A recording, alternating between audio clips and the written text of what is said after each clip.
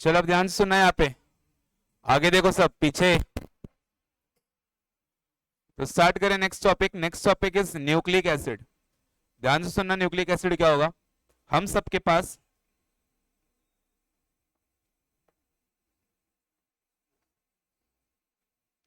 ये cell present है, cell के अंदर हमारे पास प्रेजेंट होगा न्यूक्लियस। अब इस न्यूक्लियस के अंदर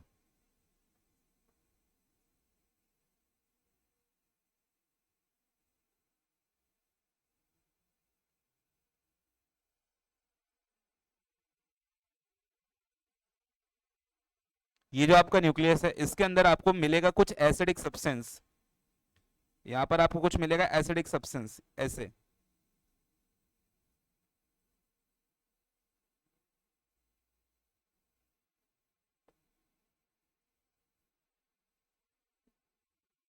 या तो ऐसे। इन एसिडिक सब्सटेंस को आप क्या बोलोगे, न्यूक्लिक एसिड, क्योंकि न्यूक्लियस के अंदर प्रेजेंट है। तो न्यूक्लिक एसिड में दो लोग आएंगे, एक आएगा आपका डीएनए और दूसरा आएगा आपका आरएनए। इन दोनों को मिलाकर आप क्या बोलोगे, न्यूक्लिक एसिड। तो पहली बात तो आपको ये बात क्लियर हुआ कि न्यूक्लिक एसिड का मतलब क्या होगा। न्यूक्लिक एसिड का मतलब होता है acidic substance present in the nucleus. और कौन है वो एसिडिक सब्सटेंस, डीएनए और आरएनए। क्या यहां तक सभी को बात क्लियर हो गई है। तो कुछ भी नहीं बताया, जस्ट अभी मैंने यहां पे बताया न्यूक्लिक एसिड का मतलब। न्यूक्लिक एसिड कलेक्टिवली किसको बोलने वाले हो आप, तो न्यूक्लिक एसिड आप कलेक्टिवली बोलोगे अपने डीएनए और आरएनए को। ये है आपका डीएनए और ये है आपका आरएनए। इन दोनों को कलेक्टिवली आप क्या बोलोगे, न्यूक्लिक एसिड। क्या यहां तक सारी बात समझ गई। अब यहां पर हम डीएनए को डिटेल में देखने वाले हैं, डीएनए के बारे में हम स्टडी करेंगे। तो चलो डीएनए स्टार्ट करते हैं।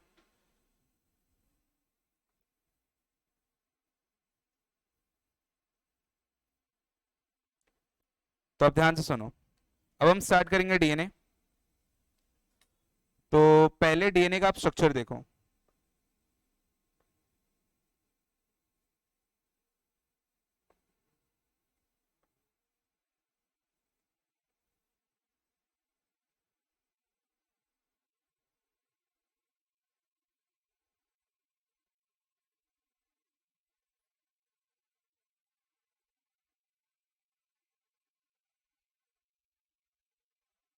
तो ये है आपका डीएनए। डीएनए और आरएनए दोनों को मिलाकर आपने क्या बोला था, न्यूक्लिक एसिड। उसमें हम ले रहे हैं डीएनए। सबसे पहली बात, डीएनए का फुल फॉर्म क्या होगा, डीऑक्सी राइबो, ये वाला बंद कर दो, डीऑक्सी राइबो न्यूक्लिक एसिड। ये वाली बात समझ में आई। तो डीएनए का फुल फॉर्म होगा डीऑक्सी राइबो न्यूक्लिक एसिड। तो पहला क्वेश्चन तो यहीं से बन जाएगा आपके एग्जाम में कि डीएनए का फुल फॉर्म ही बता दो, सबसे बेसिक क्वेश्चन। तो आप बोलोगे डीऑक्सी राइबो न्यूक्लिक एसिड। ये नाम भी क्यों है मैं अभी आगे बताऊंगा आपको। चलो अब आगे ध्यान से सुनना। अब इस डीएनए को अच्छे से स्टडी करते हैं।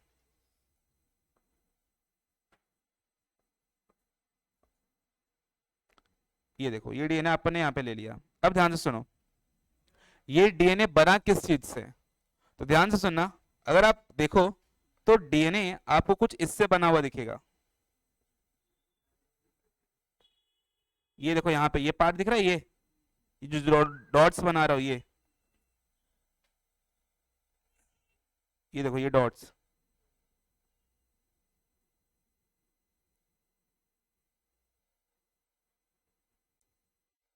दिख रहे हैं ना, डॉट्स ये।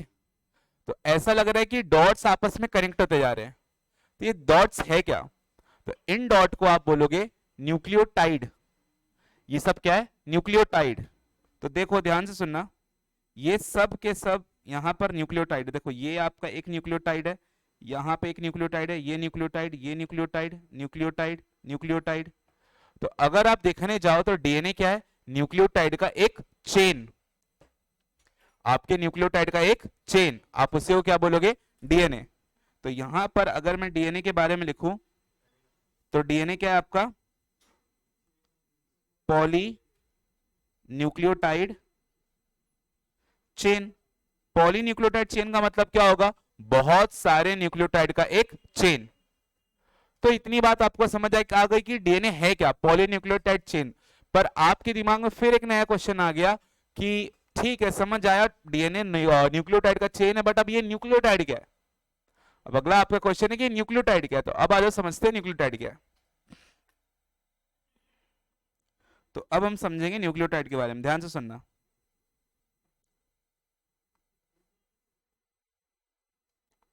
ये न्यूक्लियोटाइड क्या होगा, सुनो। ये न्यूक्लियोटाइड तीन चीजों से मिलकर बनेगा। कौन सी वो तीन चीजें होंगी? तो न्यूक्लियोटाइड आपका जो तीन चीजों से मिलकर बनेगा होता है आपका स्नैप। स्नैप का मतलब क्या होगा? SNP।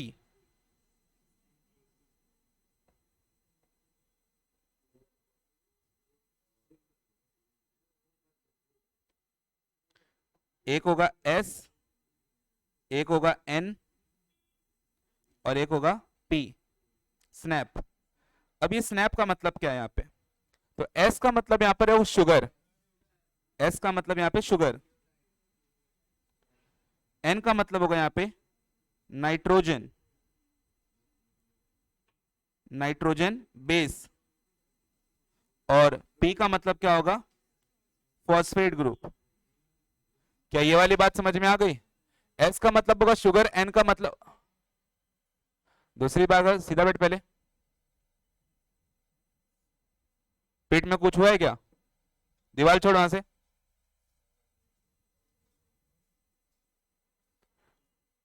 तुम ऐसे नहीं सुधरोगे ना? हाँ, अगले बार दिख गया तो पूरे लेक्चर में इधर खड़े रहेगा। तो एक होगा आपके पास शुगर, दूसरा होगा आपका नाइट्रोजन बेस और तीसरा क्या होगा आपका? फॉस्फेट। क्या ये वाली बात समझ में आ गई? तो आपके पास यहाँ पे तीन चीजें, शुगर, नाइट्रोजन बेस और फॉस्फेट। अब एक एक करके हम इसी को डिटेल में देखेंगे कि कौन सा शुगर है, क्या नाइट्रोजन है, क्या फॉस्फेट है, उसी को डिटेल में देखेंगे। तो पहले हम बात करेंगे यहाँ पे शुगर के बारे में। अब ध्यान से सुनना शुगर के लिए।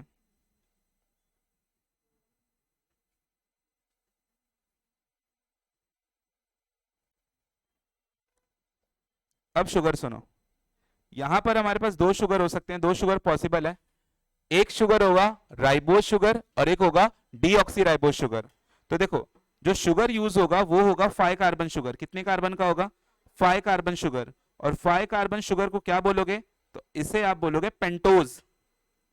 पेंटोज शुगर मतलब 5 कार्बन का शुगर। और शुगर कितने टाइप के पॉसिबल है यहाँ पे? दो। आपके पास दो शुगर पॉसिबल है।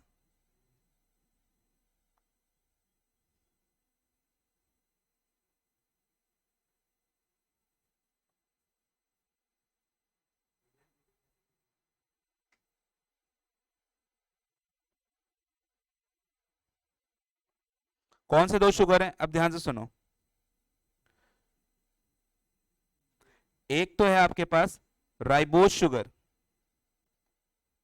और दूसरा है आपके पास डीऑक्सी राइबोज शुगर।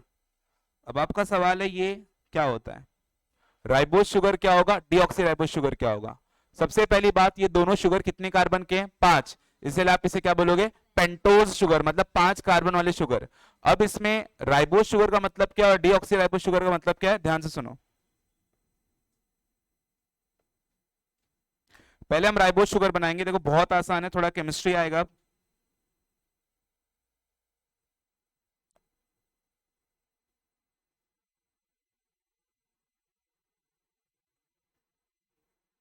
तो देखो यहाँ पे आपको पहले 5 कार्बन दिख रहे होंगे, फर्स्ट, सेकेंड, थर्ड, फोर्थ और वो फिफ्थ। तो ये बना लिया अपन ने 5 कार्बन। अब सिंपल है, आगे सुनो।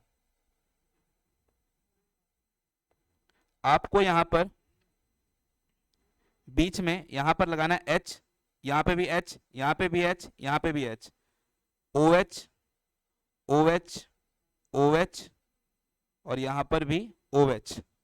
देखो बहुत आसान है ये बनाना। पहले आप एक इंसान बना लो, उसका सर बना लो, 2 हाथ और 2 पैर बना लो, सिंपल।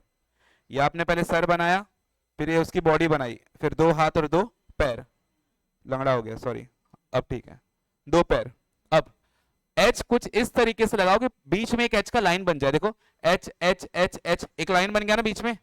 सिंपल ऐसे एच लगा दो आप, और फिर ऊपर की वैलेंसी और नीचे की वैलेंसी फुलफिल करने के लिए आप OH ग्रुप लगाते जाओ, हाइड्रोक्सी ग्रुप लगा, देखो OH ऊपर, यहाँ पे भी खाली, यहाँ पे भी खाली, यहाँ पे भी खाली, OH लगा दिया। समझ आया कैसे बनाना है? बहुत आसान है बनाना, एक बार ट्राई करोगे बन जाएगा। अब ध्यान से सुनना, तो ये जो मैंने शुगर बनाया है यहाँ पे, ये राइबोज शुगर है। अब चलो हम डीऑक्सी राइबोज शुगर बनाते हैं।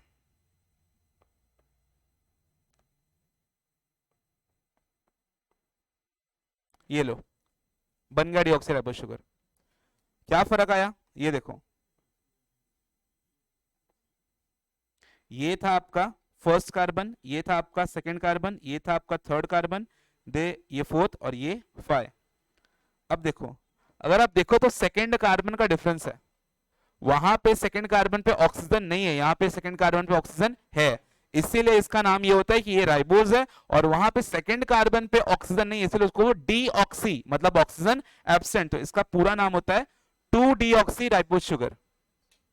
समझ में आया राइबोज और डीऑक्सी राइबोज का स्ट्रक्चर? 5 कार्बन का शुगर होगा, बहुत आसान है बनाना। सर बनाओ, बॉडी बनाओ, 2 हाथ 2 पैर। पहले हाइड्रोजन कुछ इस तरीके से लगाओ कि बीच में हाइड्रोजन की लाइन बन जाए, ये देखो बीच में कैसे लाइन बना है हाइड्रोजन का। और फिर बाकी हर जगह वैलेंसी फुलफिल करने के लिए आप क्या लगा दोगे? OH group.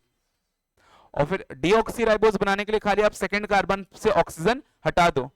तो अगर आपसे कोई पूछे कि राइबोज शुगर और डीऑक्सी राइबोज शुगर का डिफरेंस क्या है, तो आप क्या बोलोगे? सेकंड कार्बन का डिफरेंस है। सेकंड कार्बन पे एक जगह ऑक्सीजन मॉलिक्यूल प्रेजेंट है और एक में ऑक्सीजन नहीं है। अगर ऑक्सीजन नहीं है तो क्या बोलोगे? डीऑक्सी।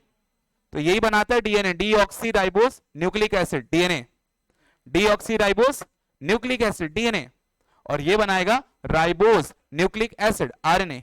तो इससे बनेगा आरएनए और उससे बनेगा डीएनए। सिंपल है। राइबोज शुगर से आगे जाके क्या बनेगा?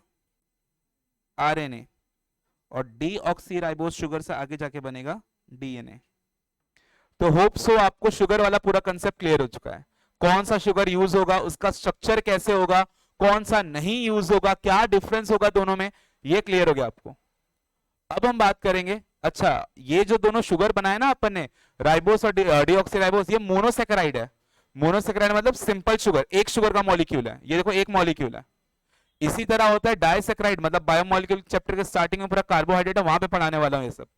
कि शुगर के 3 टाइप होते हैं, कार्बोहाइड्रेट के 3 टाइप होते हैं। मोनोसेकेराइड मतलब एक शुगर सिंपल, अगर दो को आपस में जोड़ दो तो बन जाएगा डाई या तो ऑलिगोसेकेराइड, और बहुत सारे को एक साथ जोड़ो तो बन जाएगा पॉलीसेकेराइड। तो ये अपन ने मोनोसेकेराइड बनाया, मत याद रखो, भूल जाओ, खाली ये याद रखो राइबोस डीऑक्सीराइबोस। वो क्लियर है ना? पक्का समझ में आया? समझ आ रहा है? चलो अब आगे चलते हैं। अब ध्यान से सुनना, अब हम बात करेंगे नाइट्रोजन बेस की। तो नाइट्रोजन बेस के बारे में बात करते हैं, अब ध्यान से सुनना। ये आपने 10th में ऑलरेडी थोड़ा बहुत पढ़ रखा है, पर एज यूजुअल याद तो नहीं होगा, क्योंकि 10th की सारी बकवास बातें याद है, कंसेप्चुअल बातें कोई याद नहीं है। आ जाओ रिकॉल करते हैं, ध्यान से सुनना। नाइट्रोजन बेस मतलब एक ऐसा कंपाउंड जिसमें नाइट्रोजन है, ऑब्वियस सी बात है।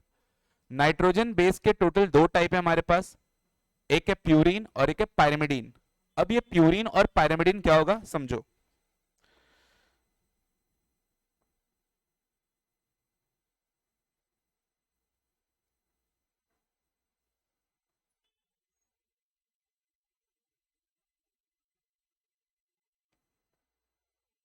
तो यहां पर हमारे पास 2 चीजें हैं, एक है प्यूरिन और एक है पायरिमिडीन। अब ये प्यूरिन और पायरिमिडीन क्या होगा, ध्यान से सुनना। प्यूरिन के अंदर 2 तरीके के नाइट्रोजन बेस आएंगे, जिसका नाम है एडेनाइन और ग्वानिन। और पायरिमिडीन में 3 तरीके के नाइट्रोजन बेस आते हैं, जिसको बोलते हैं साइटोसिन, यूरासिल, थायमिन। ये आप 10th में पढ़ चुके हो। तो प्यूरिन में 2 लोग आएंगे, पहला आएगा एडेनिन, दूसरा आएगा ग्वानिन, और यहां पर आएंगे 3 लोग, साइटोसिन, दूसरा यूरासिल, तीसरा थायमिन। तो सिंपली आपको शॉर्ट फॉर्म में याद रखना है ए जी, और यहां पर आएगा क्यू टी। क्लियर है बात? तो प्यूरिन में दो लोग आएंगे एजी और पायरिमिडिन में आएगी क्यूटी। आप वाली नहीं, वो दूसरी है, ठीक है, ये वाली नहाती है रोज। अब सुनो, आगे चलते हैं।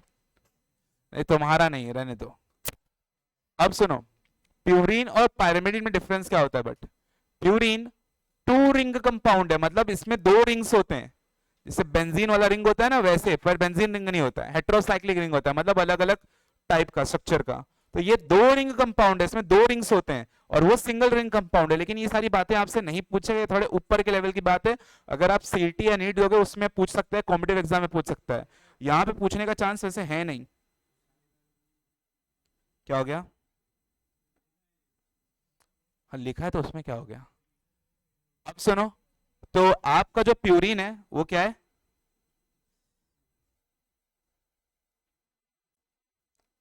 Double ring compound. और बायोमोलिक्यूल चैप्टर आपके सीटी के सिलेबस में है।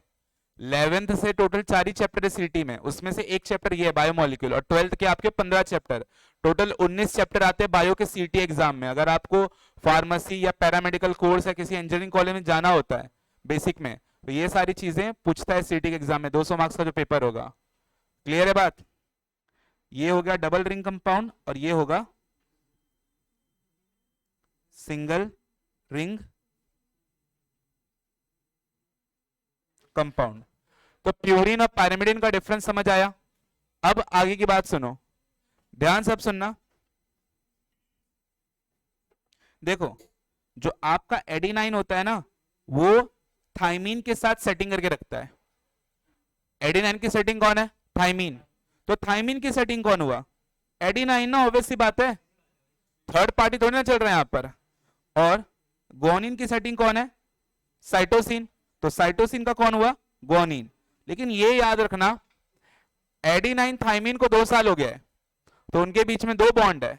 उनको 3 साल हो गया है, तो उनके पास 3 बॉन्ड है। क्लियर है बात सभी को? तो ए टी के बीच में कितने बॉन्ड होंगे? 2। और जीसी के बीच में कितने बॉन्ड होंगे? 3। अच्छा, ये कौन सा बॉन्ड होता है? तो याद रखो, ये हाइड्रोजन बॉन्ड होता है, वीकेस्ट बॉन्ड। तो ये होगा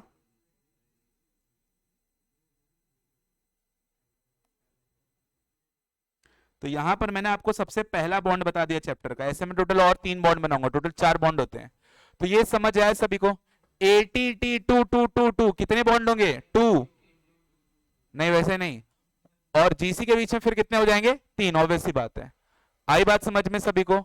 क्लियर हो गया पूरा? अब आगे की बात करते हैं। तो यहां पर नाइट्रोजन बेस भी आपको क्लियर है। अब हम बात करेंगे फॉस्फेट की। जो फॉस्फेट था, फॉस्फेट को सिंपली आपको ऐसे लिखना है,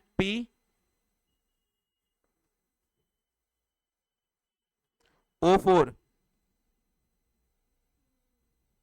3- PO4 3-। क्लियर है बात सभी को? H3PO4। आई बात समझ में? फॉस्फेट को आप कैसे लिखोगे? H3PO4। अब आप बोलोगे कि H3 है ही नहीं वहां पे, तो वहां पे वैलेंसी तो चेक करो, देखो नेगेटिव लगाया वहां पे फुलफिल करने के लिए। ऑक्सीजन की वैलेंसी कितनी होती है? ऑक्सीजन की वैलेंसी 2 होती है। तो देखो वहां पे, जहां पे O के बाजू में H लगाया है, वहां पे वैलेंसी दोनों फुलफिल हुई है, इसलिए वहां पे कोई साइन नहीं लगाया है। लेकिन यहाँ पे H नहीं लगाया है, इसलिए यहाँ पे लगा दिया है नेगेटिव, तो फुलफिल द वैलेंसी। समझा? बाकी for more detail contact Usman sir. हाँ, फिर वो नहीं बता पाएंगे, फिर जाना रिजवान सर के पास, वो बता देंगे। साथ सर भी बता सकते हैं, पर दलित हो तुम लोग, वहां में मत जाओ। चलो आगे चले। अब ध्यान से सुनना, क्लियर है सभी को इतना? H3PO4 लिखो या PO4 3- लिखो, कोई दिक्कत नहीं है, एक ही बात है, उसका ऑल्टरनेटिव फॉर्म में बस PO4 3-। आई बात समझ में सभी को? अब चलो आगे चलते हैं। अब ध्यान से सुनना, तो आपको फॉस्फेट भी क्लियर है, आपको शुगर भी क्लियर है, आपको नाइट्रोजन भी क्लियर है। अब यही 3 तो होते हैं ना आपके इसमें न्यूक्लियोटाइड में। तो अब हम लोग न्यूक्लियोटाइड बनाना सीखेंगे कि न्यूक्लियोटाइड कैसे बनता है। चश्मा समझ रहा है ना? पक्का? नींद में ना? सही बता। चलो अब सुनो, अब हम बात करेंगे नाइट्रोजन न्यूक्लियोटाइड के बारे में कि न्यूक्लियोटाइड बनता कैसे है।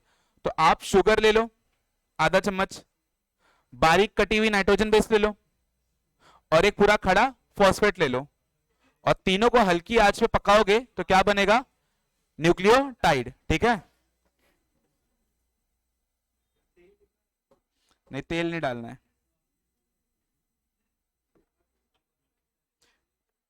नमक नॉर्मल वाला मत लेना, नवरात्रि चल रहा है, सेना नमक लेना।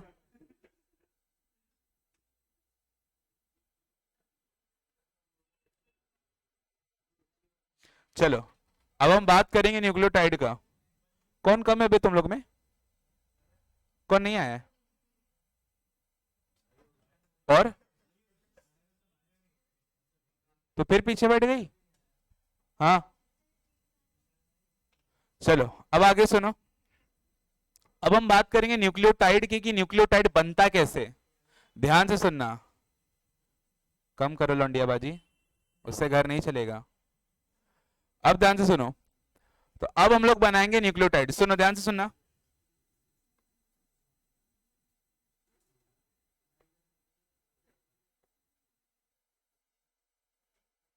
पहले शुगर बनाओ।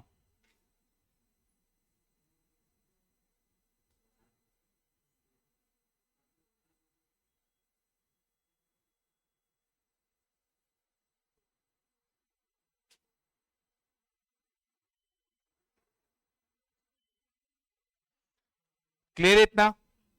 अब ध्यान से सुनो।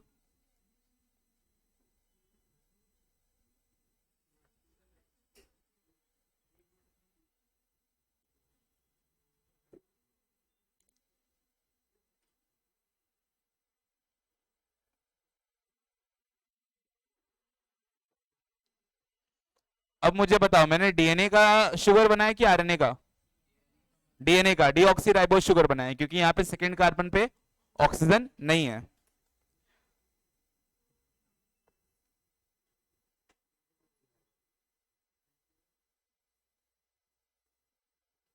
चलो अब ध्यान से सुनना। अब यहां पर हम सीखेंगे कि न्यूक्लियोटाइड कैसे बनाया जाएगा। तो आपने सबसे पहले तो ले लिया शुगर। अब आप दो चीजें और लोगे। पहला क्या लोगे आप? Nitrogen base. और क्या लोगे आप? Phosphate group. क्लियर है बात? तो सबसे पहले आप तो ले लो नाइट्रोजन बेस। देरी मत करो, फटाफट। यहां पर हमने ले लिया एक नाइट्रोजन बेस। ये नाइट्रोजन बेस कुछ भी हो सकता है, ए भी हो सकता है, टी भी हो सकता है, जी भी हो सकता है, सी भी हो सकता है, यू भी हो सकता है। टोटल 5 होते हैं ना, तो कोई भी एक ले लेते हैं। चलो ए ले लेते हैं। तो यहां पर अपन ने ले लिया ए। तो यहां पर है ए। ए खाली एडिनाइन, ऐसे ए थोड़ी ना होता है। ये पूरा एक केमिकल स्ट्रक्चर होता है। तो अब क्या होगा ना, उस केमिकल में से एक हाइड्रोजन निकलेगा और यहां से निकलेगा OH। ये H और ये OH दोनों आपस में बना लेंगे बॉन्ड और क्या निकाल देंगे? पानी। पानी निकलने के बाद पानी निकलने के बाद ये जो एडिनाइन है यहां पे जाके अटैच हो जाएगा। समझ आया? तो जैसे ही शुगर से नाइट्रोजन अटैच होगा, यहां पर बनेगा ये बॉन्ड। ये दिख रहा है हरा कलर का बॉन्ड, ये वाला। ये देखो ये बना बॉन्ड। ये देखो ये बॉन्ड बना। शुगर और नाइट्रोजन बेस के बीच में ये बॉन्ड बना। तो आपके एग्जाम में क्वेश्चन पूछता है कि ये रिश्ता क्या कहलाता है। ये दोनों के बीच में ये जो रिश्ता है ये क्या कहलाता है? तो आपको इस बॉन्ड को बोलना है एन ग्लाइकोसिडिक बॉन्ड। क्या बोलोगे इस बॉन्ड को? N glycosidic bond. आराम से आराम से। इस बॉन्ड को आप क्या बोलोगे? N glycosidic bond. क्या सभी को इतनी बातें समझ आई? अगर आपसे पूछा कि एन ग्लाइकोसिडिक बॉन्ड किसके बीच में बनेगा, तो आप बोलोगे शुगर और नाइट्रोजन बेस के बीच में बनेगा। फिर दूसरा सवाल पूछेगा कि एन ग्लाइकोसिडिक बॉन्ड शुगर के किस कार्बन के साथ बनेगा, आप बोलोगे फर्स्ट कार्बन के साथ बनेगा। फिर पूछेगा कि ये बॉन्ड का नाम क्या है जो शुगर और आपके नाइट्रोजन बेस के बीच में होगा, तो आप बोलोगे एन ग्लाइक। अच्छा, कोई बुक पढ़ोगे तो वहां पे ग्लाइकोसिडिक भी मिल जाएगा आपको, किसी में एन ग्लाइकोसिडिक भी मिल जाएगा, दोनों एक ही है। ये ज्यादा डिटेल में एन ग्लाइकोसिडिक पूरा नाम है उसका। क्लियर हो गई ये बातें? तो ये बॉन्ड किसके बीच में होगा? शुगर का फर्स्ट कार्बन C1 और किसके बीच में होगा? नाइट्रोजन बेस के बीच में। समझ में आ गई ये बातें। अब यहां पर आएंगे अपने फॉस्फेट, अपने फॉस्फेट भाई आएंगे यहां पे, देखो फॉस्फेट आया H3PO4, H3PO4 से एक H निकला और यहां के OH के साथ क्या बना दिया, पानी, और पानी बना के क्या कर गया, बाहर आ गया। तो यहां पर आके कौन अटैच हो जाएगा अब देखो ये फॉस्फेट आएगा यहां पर आकर अटैच हो जाएगा, देखो अटैच हो गया, डिंग डिंग। तो यहां पर भी क्या बन जाएगा, बॉन्ड, ये देखो ये बन गया बॉन्ड। तो फिर अब आपसे पूछेगा कि शुगर और फॉस्फेट के बीच का रिश्ता क्या कहलाता है, तो आप क्या बोलोगे यहां पे, आप यहां पे बोलोगे फॉस्फो ईस्टर बॉन्ड। कौन सा बॉन्ड बनेगा यहां पे, फॉस्फो ईस्टर बॉन्ड। गाइस यहां पे जो बॉन्ड बनेगा उसका नाम क्या है, फॉस्फो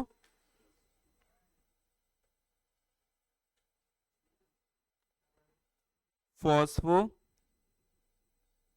ईस्टर बॉन्ड। तो समझा ये वाला। अब आपसे पूछेगा कि ये बॉन्ड किस कार्बन के बीच में बनेगा, तो आप बोलोगे fifth carbon of the sugar. Sugar के किस कार्बन के साथ बनेगा, नाम इसलिए पहले डाल दिया number, fifth carbon of the sugar, और किसके बीच में, फॉस्फेट के बीच में। तो आप बोलोगे शुगर का फिफ्थ कार्बन और नाइट्रो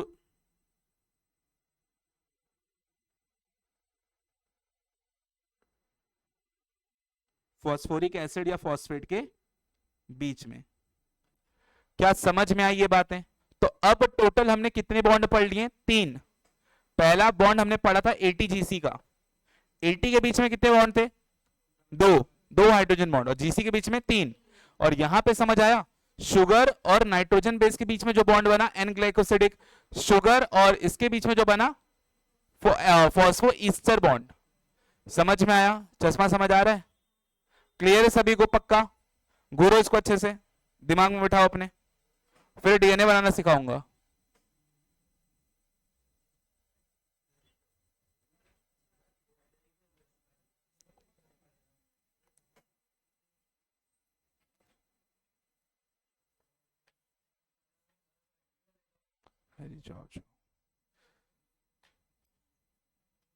जिसके लिए पढ़ा रहा हूं वही जा रहा है, वाह।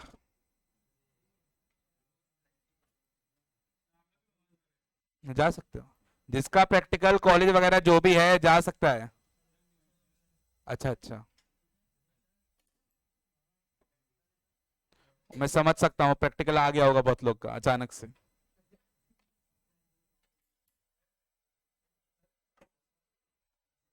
तुम लोग का भी तो होगा,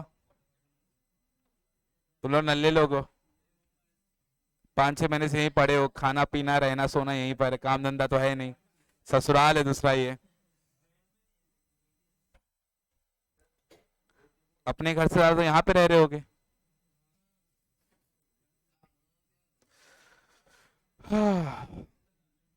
आधार कार्ड पे यहीं का एड्रेस डाल दो ना तुम लोग। चलो आगे चले, अब ध्यान से सुनना।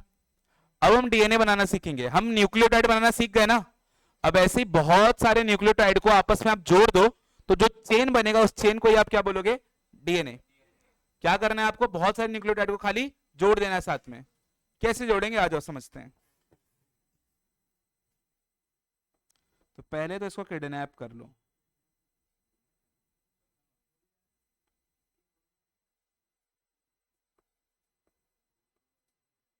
अच्छा पिछले लेक्चर का नोट्स मिला ना, मैंने भेजा था। अच्छा हाँ, सर का मोबाइल बीच में खराब हुआ था, उस पर सिंगल टिक है, तो वो नोट्स मैंने भेज दिया था सर को, तुम लोग को मिला नहीं, रुको मैं वापस भेज देता हूँ।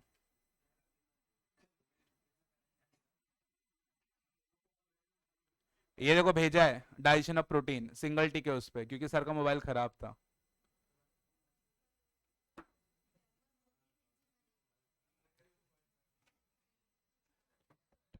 टेलीग्राम पे डाला था शायद, डाइजेशन ऑफ प्रोटीन, नहीं डाला था।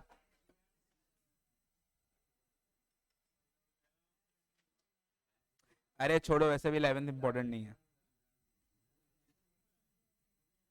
क्या करोगे तुम लोग इतना पढ़ के।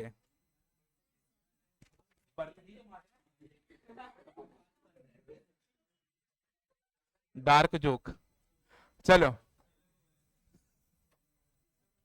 मुझे कोई बोला मैं तो छोड़ दो, नहीं पढ़ना है, मस्त ऐसे ही जियो। कितना पढ़ना पड़ता है यार, चलो आगे चलो। अभी भी मुझे पढ़ना पड़ता है इतनी मोटी मोटी बुक। मेडिसिन। चलो अब आगे सुनो ध्यान से। तो यहां पर मैंने एक न्यूक्लियोटाइड ले लिया, क्लियर है।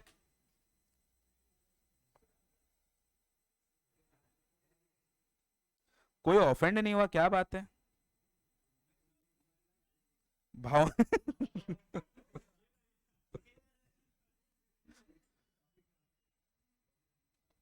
तो जैसे यहां पे देखो मैंने 3 न्यूक्लियोटाइड ले लिए लाइन से, आप नीचे कितने भी लेते जाओ, कोई इशू नहीं है। 3 ले लिए यहां पे। अब आपको इनके बीच में क्या बनाना होगा, अगर जोड़ना है ना, तो जोड़ने के लिए बॉन्ड तो बनाना होगा। तो अब हम बनाएंगे इनके बीच में बॉन्ड, आ जाओ ध्यान से सुनना। जैसे ये दोनों को कंसिडर करो पहले, इन दोनों के बीच में हम लोग बॉन्ड बनाने वाले हैं। अब सुनो, कान खोल के सुनना अपने अपने। तो सुनो अपने अपने। तो first carbon, second carbon, third carbon, fourth carbon और ये फिफ्थ कार्बन। तो इसका हटना,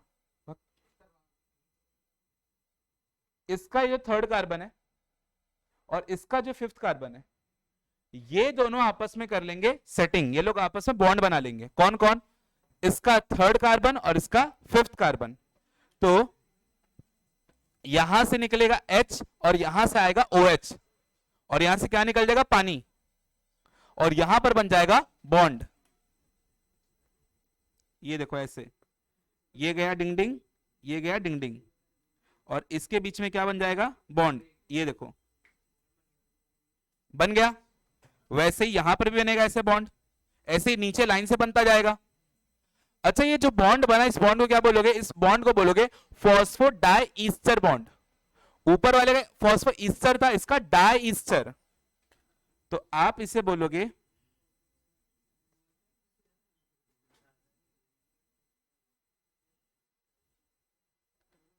फॉस्फो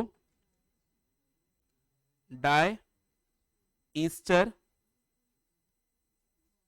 बॉन्ड। क्या सभी को इतनी बातें समझ में आ गई। तो आप इस बॉन्ड को बोलोगे फॉस्फो डाई ईस्टर बॉन्ड। दो न्यूक्लियोटाइड के बीच में जो बॉन्ड बनेगा उसे क्या बोलोगे, फॉस्फो डाई ईस्टर बॉन्ड। ऊपर का जो न्यूक्लियोटाइड था उसका कौन सा कार्बन यूज हुआ, थर्ड। नीचे का जो न्यूक्लियोटाइड था उसका कौन सा कार्बन यूज हुआ, फिफ्थ। तो आप बोलोगे ये C3C5 के बीच में बनेगा। अच्छा डीएनए का ना डायरेक्शन होता है, जैसे ये देखो यहां पर आपके पास ये जो डीएनए था इसका डायरेक्शन होता है। जैसे अगर आप इस वाले डंडे को 5 बोल रहे हो, यहां पे 5 दे रहे हो, नीचे आओ, डिंग डिंग डिंग डिंग डिंग, यहां पर आओगे तो इसको क्या आप दोगे, 3। अगर ऊपर वाले को 5 दिए तो ये वाला 3, और यहां वाला फिर क्या रहेगा, 3, और यहां वाला रहेगा 5। एक डंडा रहेगा 5 से 3 और दूसरा डंडा रहेगा 3 से 5, उल्टा रहता है और अपोजिट रहता है। क्यों, कैसे समझेंगे अभी। 5 to 3 दिया, ये समझ आया। अब आपका सवाल है कि 5 to 3 क्यों दिया, ये डायरेक्शन 5 to 3 क्यों दिया। डायरेक्शन नहीं बोलोगे, बायो में पोलैरिटी बोलते हैं इसको, पोलैरिटी। तो 5 to 3 पोलैरिटी क्यों दिया, आ जाओ इसको भी समझते हैं। यहां देखो ऊपर की तरफ कौन सा कार्बन फ्री है, फिफ्थ, इसलिए ऊपर 5 दिया। और नीचे की तरफ कौन सा कार्बन फ्री है, थर्ड। अब आप बोलोगे सेकंड भी तो है, पर क्या सेकंड वाला रिएक्शन में पार्टिसिपेट कर रहा है, रिएक्शन में पार्टिसिपेट कौन कर रहा है, थर्ड। तो इस वाले डंडे का क्या होगा, पोलैरिटी 5 to 3। जो बाजू वाला होगा इसका उल्टा होगा, तो वो क्या हो जाएगा, 3 to 5। इसी का उल्टा करके बाजू वाला लगाना है, तो वो हो जाएगा 3 to 5। आई बात समझ में। चलो आपको मैं बनाना सिखा देता हूं कैसे बनाते वो।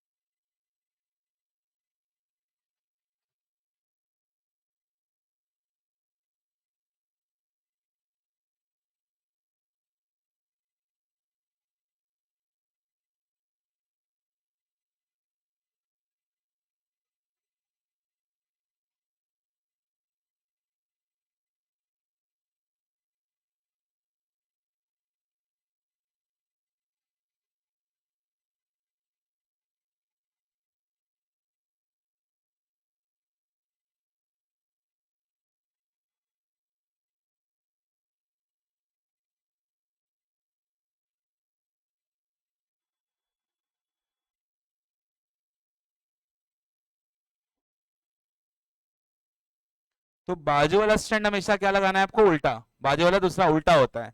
तो अगर इसे यहां से 5 to 3 था, तो अब ये क्या हो गया देखो, अपने आप 3 to 5। अब होगा क्या, ये देखो, जैसे यहां पर आपको ए दिख रहा है, तो यहां पर क्या आ जाएगा फिर, टी। ए के सामने हमेशा कौन होता है, टी। अगर यहां पर मान लो जी दिख रहा है, तो यहां पर क्या आ जाएगा, सी। यहां पर टी दिख रहा है, तो यहां पर क्या आएगा, ए। अब देखो ए और टी, यहां पे कितना बॉन्ड बनेगा, 2। यहां पर 3, फिर यहां पर 2। ऐसे होता है डीएनए। समझ आया? देखो बॉन्ड सीधा नहीं बन रहा है, बॉन्ड ऐसे बन रहा है, इसीलिए डीएनए धीरे धीरे घूमते जाता है ऐसे। डीएनए देखा ना हमने, स्पाइरल होते जाता है, घूमते जाता है, हेलिक्स बोलते हैं उसको, हेलिक्स। जैसे घूमते जाते हैं ना ऐसे धीरे धीरे नीचे सीढ़ी की तरह, उसको हेलिक्स बोलते हैं। तो देखो ऐसे बॉन्ड बना है ना, इसीलिए डीएनए थोड़ा थोड़ा थोड़ा थोड़ा करके क्या होते जाता है, ट्विस्ट होते जाता है। क्या यहां तक बातें समझ में आ गई? ओके, बस ऑलमोस्ट खत्म होने वाला है। अब सुनो, वापस आओ यहां पे। अब अगर आप देखो यहां पे, तो इन दोनों के बीच में कुछ ना कुछ डिस्टेंस होगा ना, ये डिस्टेंस दो बेस के। अच्छा, ये एक नाइट्रोजन बेस यहां पर होगा, एक यहां पर होगा, यहां पर होगा, यहां पर होगा। तो दो नाइट्रोजन बेस, इसको बेस पेयर बोलते हैं। इसको क्या बोलोगे, जैसे ए, यहां पर अगर ए है, यहां पर अगर ए है, तो यहां पर क्या होगा, टी। यहां पर अगर जी है, तो यहां पर क्या होगा, सी। आई बात समझ में?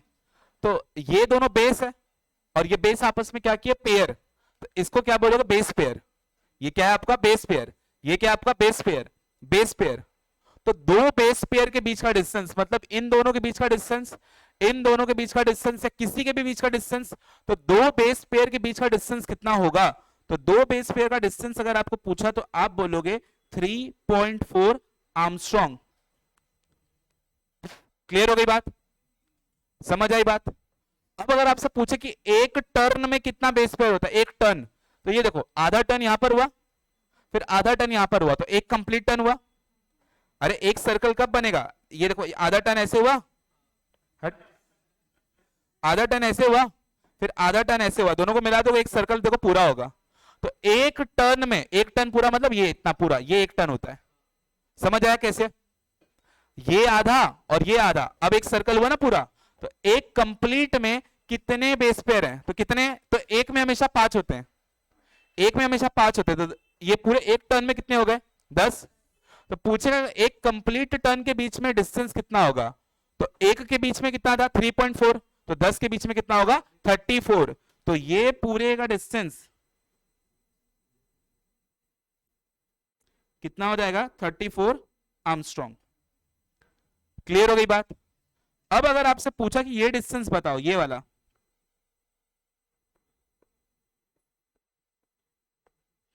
ये डिस्टेंस बताओ, ये, तो आपको बोलना है ये है 20 आर्मस्ट्रॉन्ग।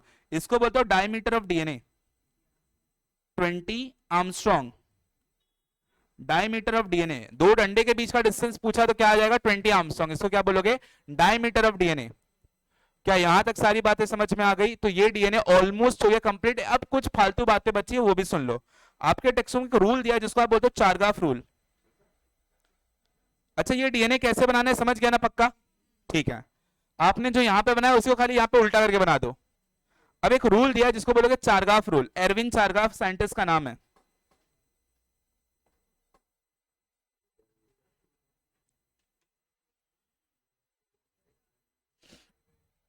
अब ये चारगाफ रूल समझो। देखो चारगाफ रूल क्या बोलता है ना, कि जो एडेनाइन और थाइमीन का रेशियो है वो गोनिन और साइटोसिन के रेशियो के बराबर होता है। A+T is equal to G+C। A+T is equal upon G+C is equal to 1। ये आपके चारगाफ बोलते हैं। एक मिनट टेक्स्ट बुक दो। एक ही पॉइंट दिया कि तीनों दिया है?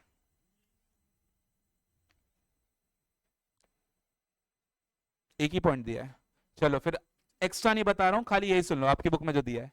आपकी बुक में यही दिया है, बस एक ही पॉइंट दिया है। A+T मतलब एडेनाइन और थाइमीन जितना होगा उतना ही ग्वानिन और साइटोसिन होगा। एडेनाइन और थाइमीन को देखो कितना है, और ये देख लो कितना है, और इतना ही कौन होगा, सामने वाला ग्वानिन और साइटोसिन। मान लो मेरी बॉडी में एडेनाइन 20 है, थाइमीन 20 है, तो टोटल कितना होगा 40। तो आपका ग्वानिन और साइटोसिन भी कितना होगा, उतना ही होगा। तो amount of A+T is equal to amount of G+C। या इसी को मैं ऐसे भी लिख सकता हूं, a plus T is equals to G plus C. ये पहला रूल है। अब दूसरा रूल क्या है? अच्छा, ये चीज में भी ना ये एक पॉइंट है। क्या बोला है?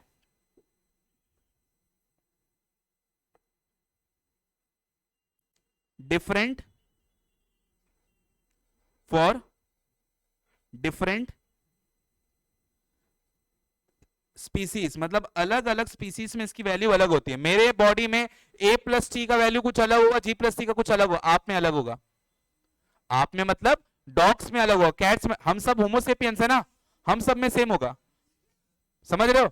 जो आपके लाइक पैंथेरा लियो ले लो, लिविंग वर्ल्ड में आपने पढ़ा Panthera leo lion, Panthera tigris tiger, Panthera pardus leopard, Mangifera indica mango.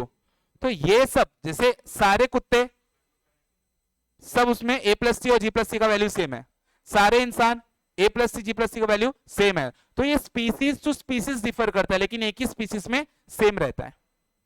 आई बात समझ में? मेरे अंदर इतने ए प्लस सी जितना उतना आप में भी है, पर एक कुत्ते में अलग होगा। आई बात समझ में? क्या यहां तक सब पहुंच गए? अब आगे की बात सुनो। एक बात सुन लो, चारगाफ रूल बहुत ज्यादा होता है, आपकी बुक में कुछ भी नहीं दिया है। ये मैं बहुत ही ऊपर ऊपर से बताया हूं, कॉम्पिटेटिव एग्जाम में जब पढ़ोगे इसको तो बहुत डिटेल में आता ही है। अब एक और पॉइंट सुन लो, दिया नहीं है पर ये सुनो, ये काम का ही आएगा एग्जाम में। अगर मान लो ए दिया है तो जितना ए रहेगा उतना ही टी रहेगा, और जितना जी रहेगा उतना ही सी रहेगा। तो अगर मान लो आपको दिया ए 20%, तो अब आपसे पूछेगा टी जी सी, इसका वैल्यू बताओ। तो टी 20 हो जाएगा, 20 प्लस 20 कितना हो गया? 40। 100 माइनस 40 कितना बचा? और जी और सी को दे दो, बांट दो, तो 30 और 30। समझा? ऐसे क्वेश्चन आते हैं। मान लो अगर सी दे दिया है आपको 5%, अब बाकी का वैल्यू पूछेगा ए टी जी का। तो अगर सी 5 है तो जी कितना हो जाएगा? 5। तो ए कितना होगा? 45 होगा ना? आई बात समझ में? नहीं समझा? वापस बताऊं कि हो गया? वापस बताऊं? पक्का? चलो, क्लियर हो गया सभी को इतना? यहां पर आपका ये चैप्टर मतलब ये टॉपिक डीएनए वाला खत्म हो चुका है। एक बार देखना है देख लो, कोई डाउट है कुछ बच गया तो पूछ लो। कुछ फालतू बातें अगर मिल जाएंगी मत पूछना जो नहीं बताया, एग्जांपल की ये किसने दिया वो किसने दिया, ये सब सारे कंसेप्चुअल बातें बता चुका हूं।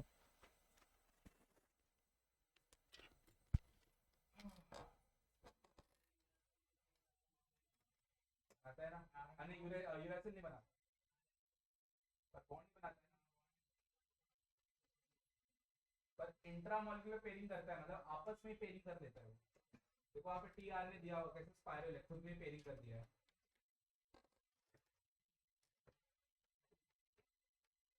कोई डाउट है तो पूछ